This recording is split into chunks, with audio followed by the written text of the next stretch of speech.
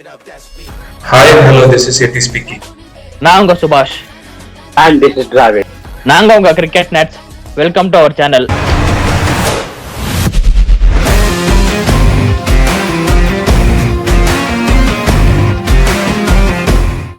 Hi guys, welcome to cricket nuts. அந்த கடைசி T20ல பாத்தீங்கன்னா இந்தியா பாத்தீங்கன்னா ஒரு ஸ்டேட்மெண்ட்டே கொடுத்துட்டாங்க. நாங்க இப்படிதான் போக போறோம், ஆல்மோஸ்ட் இந்த பிளேயிங்ல அவங்க தான் போக போறாங்க அப்படின்றது கன்ஃபார்மா சொல்லிட்டாங்க. அண்ட் சஞ்சு சாம்சன் பிளேஸ்ல திலக் வர்மா வந்துருவாரு, அது கன்ஃபார்ம் ஆயிடுச்சு. இஷான் கிஷன் தான் பிளேயிங் லெவன்ல ஆட போறாரு அப்படின்றது. அண்ட் அதுக்கப்புறம் பாத்தீங்கன்னா நியூசிலாந்துல பாத்தீங்கன்னா ஃபின் ஆலன் ஒரு வேற லெவல் நாக் ஆடினாரு. இஷான் கிஷானோட maiden century in T20. Suryakumar அவரோட ஃபார்ம் கண்டினியூ ஆயிட்டே இருக்கு. நம்ம எது எதிர்பார்த்தோமோ சூரியகுமார் கிட்ட இருந்து அந்த ஃபார்ம் அவர் கொண்டு வந்துட்டாரு. அதுக்கப்புறம் பாத்தீங்கன்னா ஹார்திக் பாண்டியா ஒரு வேற லெவல் நாக்கு. சிவம் துபே பாத்தீங்கன்னா அண்டர் 2 பால்ல பாத்தீங்கன்னா ஒரு 6 அடிச்சிட்டாரு. அவர் 6 துபேன்னு நிரூபிச்சுட்டே இருக்காரு திருப்பியும்.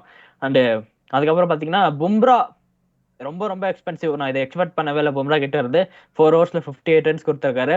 ஹர்ஷ்தீப் சிங்கும் பாத்தீங்கன்னா 5 wickets எடுத்தாரு. பட் அவருமே எக்ஸ்பென்சிவ் தான், 51 runs, பட் 5 wickets எடுத்தாரு. அண்ட் அதுக்கப்புறம் பாத்தீங்கன்னா கடைசியில இஸ்வதி பாத்தீங்கன்னா 30 run அடிச்சிட்டாரு. அதுக்கப்புறம் பாத்தீங்கன்னா டாரல் மிச்சால் ஒரு டீசென்டான நாக் ஆடினாரு. அதுக்கப்புறம் கார்த்தி, நீங்க சொல்லுங்க, இந்தியாவோட இந்த பேட்டிங் அப்ரோச் எப்படி இருக்கு? இந்த மாதிரி ஒரு பேட்டிங் அப்ரோச்சை எந்த பவுலிங் அட்டேக்கால ஹேண்டில் பண்ண முடியும்னு நினைக்கிறீங்க? என்னை பொறுத்த வரைக்கும் இதுக்கு எந்த ஒரு ஆன்சர்ஸும் தெரியல. ஏன்னா அப்படி ஒரு செம அடி ஆடுறாங்க இந்தியா பொறுத்த வரைக்கும். ஒருத்தா இல்ல கூட 2 பேர் நிக்கிறாங்க. இதுதான் இதோட போறாங்க. எனக்கு பொறுத்த வரைக்கும் கொஞ்சம் பிக்சர்ஸ் அட்லீஸ்ட் ஒரு போலிங் ஃபேவர் கொடுத்தாச்சு கொஞ்சம் நல்லா இருக்கு. என்னை பொறுத்த வரைக்கும் ரொம்ப ஹை ஸ்கோரிங்னா பார்க்க ஒரு மேட்ச் ஒரு மாதிரி இருக்கு. 270 எல்லாம் ஒரு ஈஸி. அட்லீஸ்ட் அவங்க கூட நியூஸ்ல கூட பாத்தீங்கன்னா 225 வரைக்கும் போனாங்க. பரவாயில்ல, அவங்களும் நல்லா ஒரு ட்ரை பண்ணுங்க. என்னை பொறுத்த வரைக்கும் ரொம்ப இதா இருக்கு, மோசமா இருக்கு. எனக்கு பொறுத்த வரைக்கும் ஒரு 200னா கூட ஓகே. பிக்சர்ஸ் அட்லீஸ்ட் கொஞ்சம் போலிங் ஃபேவர் கொடுத்தா நல்லா இருக்கு. ஏன்னா இப்ப வர பார்த்து எல்லா மாடர்ன் டே பாத்தீங்கன்னா எல்லாமே பேட்ஸ்மேன்ஸ் ஃபேவரா இருக்கு. மேட்ச் பார்க்கவும் ஒரு இதா இருக்கும். அது பழைய மாதிரி இல்லை. எனக்கு பொறுத்த வரைக்கும் ஒரு 10 years பேக் அந்த மாதிரி இல்லை. அட்லீஸ்ட் ஒரு 160 170 அடிச்சா கூட சேஞ்ச் பண்ண கொஞ்சம் ஸ்ட்ரகிளிங் பண்ணிருக்காங்க. அந்த மாதிரி பிக்சர்ஸ் இருந்தாதான் மேட்ச் பார்க்க எனக்கு பொறுத்த வரைக்கும் ரொம்ப மோசமும் வேணாம், ரொம்ப இதுவும் பிளாட் பிக்சர்ஸ் வேணாம். ஒரு நல்ல கிரிக்கெட் பிச் கொடுத்து எனக்கு பொறுத்த நல்லா இருக்கும். 2 சைடும் கேம் போகணும், அப்பதான் பார்க்க நல்லா இருக்கும் ஆடியன்ஸ்க்கும். இது பார்த்து நேற்று பார்த்தீங்கன்னா ஃபுல்லா ஆல்மோஸ்ட் 1 side கேம் தான் எனக்கு பொறுத்த வரைக்கும். யா, தேங்க்யூ கார்த்தி. எனக்கு பொறுத்த வரைக்கும் ஃபியூச்சர் இப்படிதான் இருக்க போதுன்னு நினைக்கிறேன். மேக்ஸிமம் எல்லாமே பேட்டிங் பிச்சர்ஸா கொடுக்க போறாங்கன்னு நினைக்கிறேன். ஏன்னா ஆடியன்ஸ் பாத்தீங்கன்னா அந்த மாதிரி இப்போ சேஞ்ச் ஆயிட்டாங்க. எல்லாருமே பாத்தீங்கன்னா அது என்டர்டைன்மெண்ட்காக தான் மேட்சே நிறைய பேர் பாக்குறாங்க. அதுக்கு ஏத்த மாதிரி பிக்சர்ஸ் கொடுக்க ஆரம்பிச்சிட்டானுங்க. ஐ மீன் பிக்சர்ஸ் கொடுக்க ஆரம்பிச்சிட்டாங்க. அண்ட் அதுக்கப்புறம் பாத்தீங்கன்னா கிஷோர் பும்ரா நேற்று பாத்தீங்கன்னா எக்ஸ்பென்சிவ் 58 runs in 4 overs. அது நீங்க எக்ஸ்பெக்ட் பண்ணீங்களா? கொஞ்சம் ரஷ்டியா இருக்காரா, இல்லைன்னா ஜஸ்ட் ஒன் மேட்ச் பேட் மேட்ச்னு நினைக்கிறீங்களா? எஸ் சுபாஷ், நீங்க பாத்தீங்கன்னாக்கா ஐ திங்க் பும்ரா நான் எக்ஸ்பெக்ட் பண்ணல. Seriously Bumrah going for 58 runs அப்படின்றது நான் எக்ஸ்பெக்ட் பண்ணல. அண்ட் அவர் மேபி ப்ரெஷர் தான் நினைக்கிறேன். ஏன்னா அவர் உள்ள வந்து 6th over பிளான் பண்ணியிருப்பாங்க போல. ஒரு முன்னாடி 5th over உள்ள கொண்டு வந்துருவாங்கன்னு நினைக்கிறேன். ஏன்னா ஃபில்லானல் அந்த டைம்ல செமையா அடிச்சிட்டு இருந்தாரு. செமனாக்கு ஃபில்லானல் எப்படி பிபிஎல்ல எங்க விட்டாரோ அப்படியே இங்க வந்து தொடங்குறாரு. அது சூப்பரா இருந்துச்சு ஃபினாலோட நாக் பார்க்கறதுக்கு. பும்ரா வந்துட்டு இந்த மாதிரி எக்ஸ்பென்சிவா போவார்னு எதிர்பார்க்கல. I think it might be one off match for him. ஏன்னா all over the years Bumrah பார்த்திருக்கோம், நம்ம எப்படி ஆடுவார் அப்படின்னு பார்த்திருக்கோம். I feel it is one off match for him. ஒரு வேர்ல்டு கப் நல்லா பர்ஃபார்ம் பண்ணுவாரு அப்படின்னு ஃபீல் பண்றேன். அதுக்கப்புறம் பாத்தீங்கன்னா ஹர்ஷ்தீப் சிங் கடைசி ஒரு 3 மேட்சாவே பாத்தீங்கன்னா அவர் ஃபர்ஸ்ட் ஒரு எக்ஸ்பென்சிவா போறாரு. அதை பத்தி உங்க டாக்ஸ் என்ன கிஷோர்?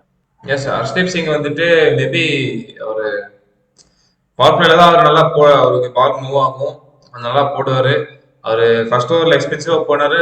நான் பின்னாடி வந்துட்டு விக்கெட்ஸ் எடுக்கிறாரு அப்படின்ற போது அதுக்கேற்ற மாதிரி அவரோட லைனப் லென்த் கொஞ்சம் சேஞ்ச் ஓவர் பண்ணிக்கலாமா என்ன அப்படின்ட்டு தான் என்னோட தாட்ஸ். ஓகே கிஷோர், எனக்குமே பிச்சு கொஞ்சம் பேலன்ஸ்டா கொடுத்தா நல்லா இருக்கும்னு நினைக்கிறேன். போலர்ஸ்க்குமே கொஞ்சம் சப்போர்ட் இருக்க மாதிரி, வெறும் பேட்ஸ்மேன்ஸ் மட்டுமே சப்போர்ட் வர மாதிரி பிச்சு கொடுக்கறது கொஞ்சம் அன்ஃபேர் தான் நானும் நினைக்கிறேன். போலர்ஸ்க்கும் கொஞ்சம் சப்போர்ட் இருக்கிற மாதிரி பிச்சர்ஸ் கொடுத்தா நல்லா இருக்கும்னு நினைக்கிறேன். அண்ட் அதுக்கப்புறம் கிஷோர், நம்ம சஞ்சு சாம்சன் அண்ட் இஷான் கிஷன் அதோட இதுக்கு டிபேட்க்கு வருவோம். Is this the final for Sanju Samson? No. I won't say it will be the final for Sanju Samson. ஏன்னா அவர் வேர்ல்ட் கப் ஸ்குவாட்ல இருக்காரு, அவர்தான் விளையாடுவாரு அப்படின்னு தெரியும் நமக்கு. And they have tried. ஏன்னா சஞ்சு சாம்சன் பர்ஃபார்ம் பண்ணல அப்படின்னா இஷான் கிஷன் வந்து கீப்பருக்கு ஆப்ஷன் ட்ரை பண்ணிட்டு இருக்காங்க. 5th மேட்ச்லயே நம்ம தெளிவா பார்த்தோம், சஞ்சு ஃபீல்டிங் பண்ணாரு. மேபி அவர் வந்துட்டு குரூப் ஸ்டேஜஸ்ல வந்துட்டு அவருக்கு வாய்ப்பு கிடைக்கலாம் சஞ்சு சாம்சனுக்கு. ஏன்னா குரூப் ஸ்டேஜஸ்ல இருக்கிற டீம்ஸ் உங்களுக்கு தெரியும் எப்படின்ட்டு. ஸோ அந்த மேட்சஸ்ல வாய்ப்பு கிடைக்கலாம். அங்கேயும் பர்ஃபார்ம் பண்ணல அப்படின்னாக்க சூப்பர் 8ல ஹி மைட் சிட் அவுட். என்னை பொறுத்த வரைக்கும் இஷான் கிஷான் அண்ட் அபிஷேக் சர்மா வச்சு தான் ஓப்பன் பண்ண போறாங்க நான் நினைக்கிறேன் அந்த ஃபர்ஸ்ட் லீக் மேட்ச்ல. என்னோட தாட்ஸ் அது.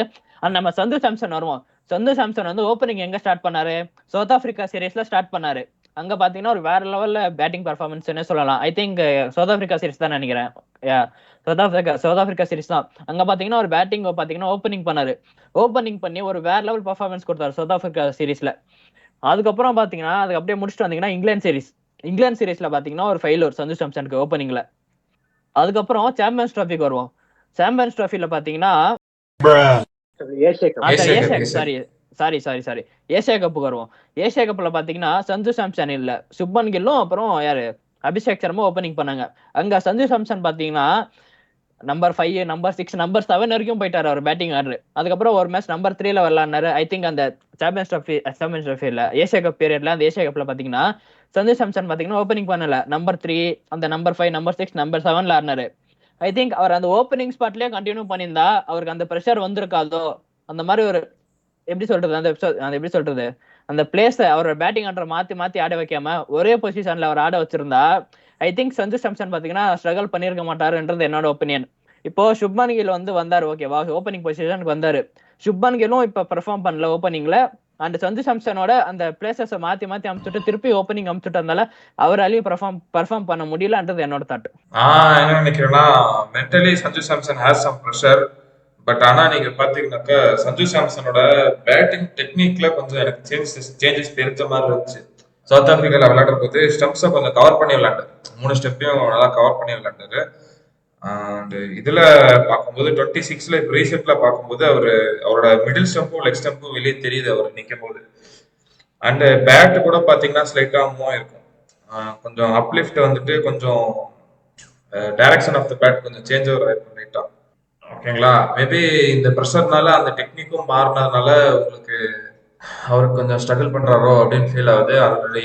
நம்ம ஆல்ரெடி பேசணும், ஒரு மென்டலி கொஞ்சம் ப்ரெஷர் இருக்கு அப்படின்னு பேசணும். இப்போ ரீசெண்டாக ஸ்டடி பண்ணதுல நான் இது ஒன்று பார்த்தது. யா கண்டிப்பா கிஷோர் பேட்டிங் எதுவும் சேஞ்ச் ஆயிருக்கு. பட் அந்த சேஞ்ச் இன் பொசிஷன்ஸ் கூட அவரோட மைண்ட்ல ஓடி இருக்கும்ல. நம்ம வந்து ஓப்பனிங்கா ஸ்டார்ட் பண்ணாரு, அதுக்கப்புறம் பாத்தீங்கன்னா பினிஷரா போனாரு, நம்பர் 3 வந்தாரு, திருப்பியும் பாத்தீங்கன்னா நம்பர் 5, நம்பர் 6க்கு போயிட்டாரு. அதுக்கப்புறம் பாத்தீங்கன்னா திருப்பி இப்போ ஓப்பனிங் இறக்கி விட்டாங்க. அந்த சேஞ்ச் இன் பேட்டிங் பொசிஷன்ஸ் அந்த சேஞ்ச் பண்றதும் ஒரு சில பிளேயர்ஸ் இப்ப கேஎல் ராகுல் மாதிரி பிளேயர் எடுத்துக்கிட்டீங்கன்னா எங்க இறக்கி விட்டாலுமே அவரால் பெர்ஃபார்ம் பண்ண முடியும். அந்த மாதிரி ஒரு சில பிளேயர்ஸ். அண்ட் இன்னொரு சில பிளேயர்ஸ் பாத்தீங்கன்னா இந்த ஒரு பொசிஷன்ல மட்டும்தான் அவரால் ஒரு டாப் ஆர்டர்ல மட்டும்தான் அவரால் ஒழுங்கா பெர்ஃபார்ம் பண்ண முடியும். அந்த பேட்டிங் சேஞ்ச் பண்ணிட்டே இருந்தா அவருக்கும் அந்த ஒரு ப்ரெஷர் இருக்கும்ல. அதான் நான் யோசிக்கிறேன். அந்த மாதிரி பண்ணாம சஞ்சு சாம்சனே அவர் அந்த சீரீஸ்ல இங்கிலாந்து சீரீஸ்ல ஃபெயில் ஆனா கூட அப்படியே அவர் கண்டினியூ பண்ணியிருந்தா இந்த அளவுக்கு வந்திருக்காதுன்னு நினைக்கிறேன் சஞ்சு சாம்சனுக்கு. And I am very happy for Ishan Kishan. I think இப்போ இஷான் கிஷான் எப்படி உள்ள வந்தாரோ அதே மாதிரி தான் சஞ்சு சாம்சனும் இதுக்கு மேல பெர்ஃபார்ம் பண்ணிட்டு உள்ள வரணும் அப்படின்னு நான் நினைக்கிறேன். ஏன்னா இஷான் கிஷான் அந்த மாதிரி வந்திருக்காரு. டொமஸ்டிக்ல ஒரு வேற லெவல் பர்ஃபார்மன்ஸ். அண்ட் அதுக்கப்புறம் பாத்தீங்கன்னா இந்த சீரீஸ் சொல்லவே தேவையில்லை, one of the best performance என்ன சொல்லலாம் இஷான் கிஷான் பொறுத்த வரைக்கும். அண்ட் அடிக்கிறது மட்டும் இல்ல, நேற்று மேட்ச்ல பாத்தீங்கன்னா 10 6 ஒரு வேற லெவல் நாக்குன்னே சொல்லலாம். 10 6 என்ன நினைக்கிறீங்க கரெக்ட் அதை பத்தி, இஷான் கிஷான் நாக்கு பத்தி?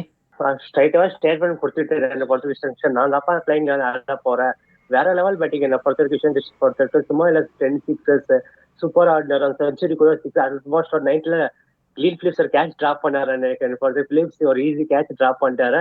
அதுக்கப்புறம் கூட நல்லா ஒரு ஸ்டேட்மெண்ட் கொடுத்தாரு. என்னை பொறுத்த வரைக்கும் சூப்பரா இருந்தாரு. So is deserve the place in opening என்னை பொறுத்த வரைக்கும். யா கண்டிப்பா கர்த்தே. அண்ட் அதுக்கப்புறம் பாத்தீங்கன்னா நியூசிலாந்து அவங்க போலிங் அப்ரோச் இல்ல இந்தியாவோட பேட்டிங் அந்த அளவுக்கு பவரா இருக்கா, இல்ல நியூசிலாந்து பாத்தீங்கன்னா போலிங்ல ஃபெயில் பண்ணிட்டாங்களா, அவங்களோட அப்ரோச்ல ஏதாச்சும் மிஸ்டேக் வந்துச்சா கிஷோர்? ரெண்டுமே சொல்ல மாட்டேன். ஏன்னா நீங்க பாத்தீங்கன்னா ரீசெண்ட் டேஸ்ல எல்லாமே வந்துட்டு தேர் ரெடி டு ஹிட் ஃப்ரம் பால் 1 அப்படின்ற போது பவுலர்ஸ் அதுக்கேற்ற மாதிரி அடாப்ட் ஆகணும்னு நான் ஃபீல் பண்ணுறேன். கண்டிப்பா கிஷோர், இந்த மாதிரி ஒரு பேட்டிங் அப்ரோச்க்கு எல்லாருமே கொடுக்கும்போது என்னை பொறுத்த அட்லீஸ்ட் அவங்க பிச்சு பேலன்ஸ்டா கொடுக்கலன்னா கூட அட்லீஸ்ட் கிரவுண்டோட டைமென்ஷன்ஸ் மட்டும் கொஞ்சம் பெருசு பண்ணா இன்னும் நல்லா இருக்கும்னு நினைக்கிறேன். அப்பயாச்சும் கொஞ்சம் போலர்ஸ் கொஞ்சம் சப்போர்ட் இருக்கும்னு நினைக்கிறேன். ஏன்னா எல்லா மேட்சுமே இந்த 250 216 போயிட்டு இருந்தா அந்த ஒரு கேம்ல ஒரு இன்ட்ரெஸ்டே போயிடும். எல்லா மேட்சுமே எப்படி பார்த்தாலும் இவங்க 250 அடிச்சிருவாங்கப்பா அப்படின்ற மாதிரி இருக்கும். ஒன்னு பிச்சர்ஸ் கொஞ்சம் பேலன்ஸா கொடுக்கலாம், அப்படி இல்லைன்னா கிரவுண்டோட டைமென்ஷன்ஸ் கொஞ்சம் பெருசு பண்ணலாம்னு நான் நினைக்கிறேன். அண்ட் இஸ்வதி அவர் பாத்தீங்கன்னா எக்ஸ்பென்சிவா இருக்காரு bowlingல. அவர் பிளேஸ்ல அவரை ரெஸ்ட் பண்ணிட்டு வர பிளேயர் கொண்டு வரதுக்கு வாய்ப்பு இருக்கா கார்த்தி T20 வேர்ல்ட் கப் ஓப்பனிங்ல? இல்ல அவரே கண்டினியூ பண்ணுவாரா? மேபி வேற ஏதாச்சும் பாத்துருக்க ஒரு டொமஸ்டிக்ல அவங்க வெரி லினக்ஸ் மாதிரி ஒரு பிளேயரை கூட மேபி அவங்க கொண்டு வந்திருக்க பொறுத்து இருக்கு. நல்லா ஓடி சீரிஸ் போட்டாரு. இஷ்யூட்டி வந்து அவ்வளவு மேட்சஸ் ஆடி இருக்காரு. பட் இன்னும் ஸ்டில் அவர் எக்ஸ்பென்சிவா போறோம்னா புரியல எனக்கு பொறுத்த வரைக்கும். ஏன்னா 130 சம்திங் மேட்சஸ் ஆடி இருக்காரு news and T20 still is expensive. என்ன புரியல. மேபி பார்க்கலாம். அவர் மேபி T20 கப்புல கொஞ்சம் செட் ஆயிட்டு வந்து மேபி அந்த பழைய இஷ்யூடி மாதிரி வருவான்னு எதிர்பார்ப்பேன். ஏன்னா அவர் சென்னையில 2 மேட்ச் ஆட போறாங்க. ஆப்கானிஸ்தான் இன்னொரு டீம் எதுன்னு தெரியல. அங்க கொஞ்சம் ஸ்பின்னர்ஸ் தேவைப்படும். எனக்கு வந்து மைக்கேல் பிளாஸ்வெல் மேபி ஃபிட்டா வந்துட்டாங்கன்னா அவர் கொஞ்சம் சப்போர்ட்டிங் இருக்கும். பார்க்கலாம் என்ன பண்ணுவாங்க. ஓகே இவர் கம் பேக் சூன் என்னை பொறுத்து. ஏன்னா இஷ்டோடைய பேட்டிங் 33 ரன்ஸ் அடிக்கிறாங்க. அந்த மாதிரி பிக்சர் நீங்க உங்களுக்கே பார்த்து தெரியும் நினைக்கிறேன். Cancer expensive. இதை பொறுத்த வரைக்கும் பேட்ஸ்மேன்ஸ் பவுலர்ஸ் ரெண்டு சைடும் நல்ல எனக்கு பொறுத்த pick of the Axar Patel என்னை பொறுத்த வரைக்கும். அக்ஷர் சிங் 5 விக்கெட்ஸ் எடுத்திருந்தா கூட எக்ஸ்பென்சிவ். பட் அக்ஷர் சூப்பரா போட்ட பிரில்லியண்டா போட்ட 4 overs 33 runs and 3 wickets. அது மிடில் ஓவர் தான் கேம் பிடிச்சது எனக்கு பொறுத்த வரைக்கும் அக்ஷர் பட்டேல் தான். கண்டிப்பா கரெக்டே. அண்ட் அதுக்கப்புறம் பாத்தீங்கன்னா இந்தியா ஆல்மோஸ்ட் அனௌன்ஸ் பண்ணிட்டாங்க இந்த ஒரு பிளேயிங்ல வந்தா நம்ம போறோம்னு. நியூசிலாந்துல மேபி ஒரு 2-3 சேஞ்சஸ் வரதுக்கான வாய்ப்பு இருக்கு. ஆனா ஜெமின் ஏஷியம் அந்த மாதிரி பிளேயர்ஸ் எல்லாம் உள்ள வந்துட்டாங்கன்னா ஒரு சேஞ்சஸ் வர வாய்ப்பு இருக்கு. And Kishore, before going into world cup உங்க final thoughts anything to say? Yes, இந்த வேர்ல்ட் கப் வந்துட்டு ஒரு மெனி நம்ம சின்ன வயசுல இருந்து பார்த்த நிறைய பேர் வந்துட்டு இந்த வேர்ல்டு கப்ல கிடையாது. ஓகேங்களா? So it will be new era. It will be new era அப்படின்றது சும்மா இருக்காது. It will be run fest இந்த வேர்ல்டு கப் என்னை பொறுத்த வரைக்கும். ஏன்னா இந்தியா மட்டும் இப்படி பேட்டிங் ஆடுறது கிடையாது. எல்லா டீமும் இந்த மாதிரி தான் பேட்டிங் ஆடி வச்சிருக்காங்க. So let's wait for jam pack run fest world cup.